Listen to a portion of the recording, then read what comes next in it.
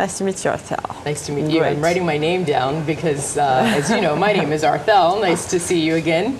But sitting next to me is Mbarka Bouaida. And so with two unusual names, hi. I needed to make sure that I'm saying her name right. But hi, nice to see you.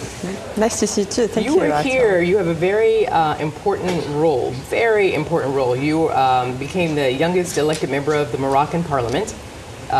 You provide new perspective on Morocco's social problems. That's your focus. Realities of life for Arab youth and efforts to combat Islamic extremism. You're the chair of Moroccan's Parliament's Committee of Foreign Affairs, National Defense and Religious Affairs. And you're here to, I mean, you've been, first, how old are you? If you don't mind. Well, actually, I'm 36. My birthday was 2 days ago. So. Happy birthday. Thank 36. You. Wow. Yeah, already. Yeah, but you've not that young. You are, to say everything you've done, because you guys are, and you're here to talk about the challenges of being a young politician and your hopes for Morocco's future, because you are, there are not many of you, correct? Exactly.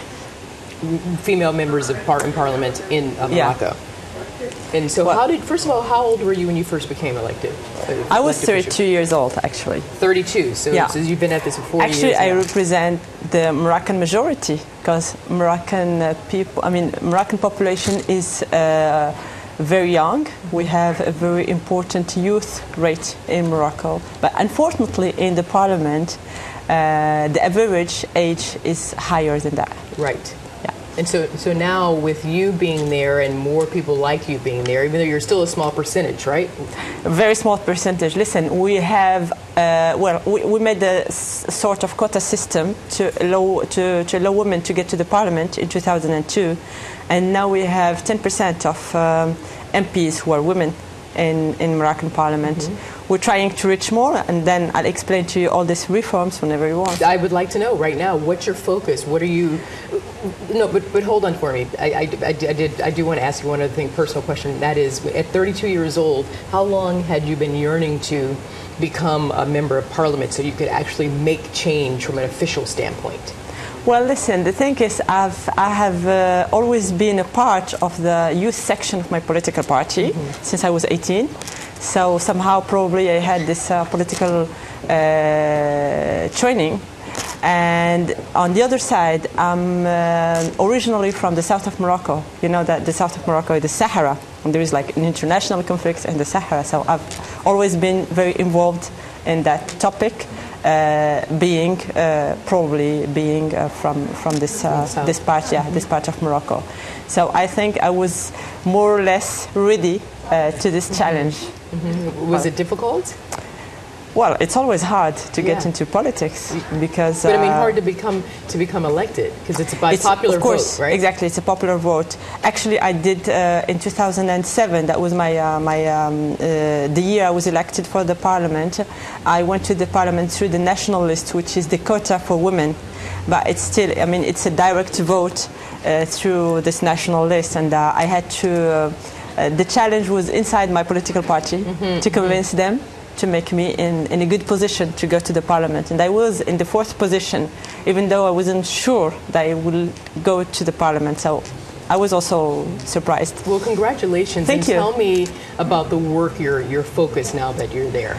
Well, listen, actually I'm focusing on 2 things. First thing is the international relationship between Moroccan parliament and mainly European Parliament, but also with the US.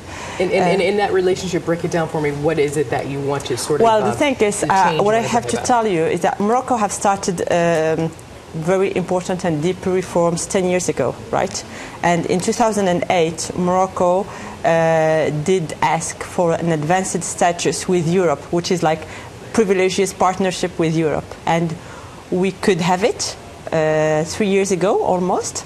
This privileges or special partnership with Europe suppose a lot of very close relationship in terms of economic, social relationship, and also political convergency, right?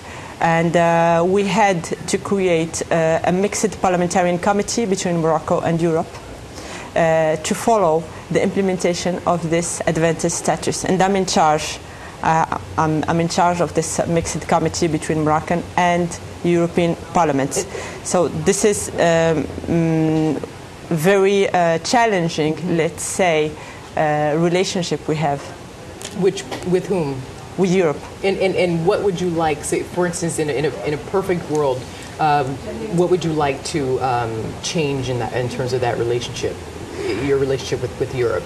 Well, what we want to have in terms of relationship with Europe is first is a very important economic exchanges, okay. right? So trade and exactly. It's a very important free trade agreement that we have in Europe. So what would be the commodity mainly that you would be able to export from Morocco? Agriculture from Morocco. Yeah. Services, mainly services, agriculture also, fishing, and in terms of servicing, an important part of outsourcing, industrial outsourcing from Europe to Morocco, because you know that Morocco is it's about 14 kilometers from Europe, so we are very close to Europe. And with geographically, it's our natural partner. And with the outsourcing of services mainly, are you talking services in the tech industry or what particular industry? Exactly, in nanotechnology and technology industry, in aerospace industry also, in car industry, car manufacturing, and of course in textile and confection. So, with such a very large young population in Morocco, so you have the workforce, you have the youth, exactly. We have who are workforce. Educated and they're ready. They're saying, look, we have the intellectual property that we can outsource, and let's make this happen. Are some of the older members of the older generation on board with this? Well, older generation, they are much more focused on internal affairs. Right. Usually, they don't see. Probably, well, they see the importance of international affairs, but they are much more focused on what's happening inside the country. Exactly, on what's happening really inside the country.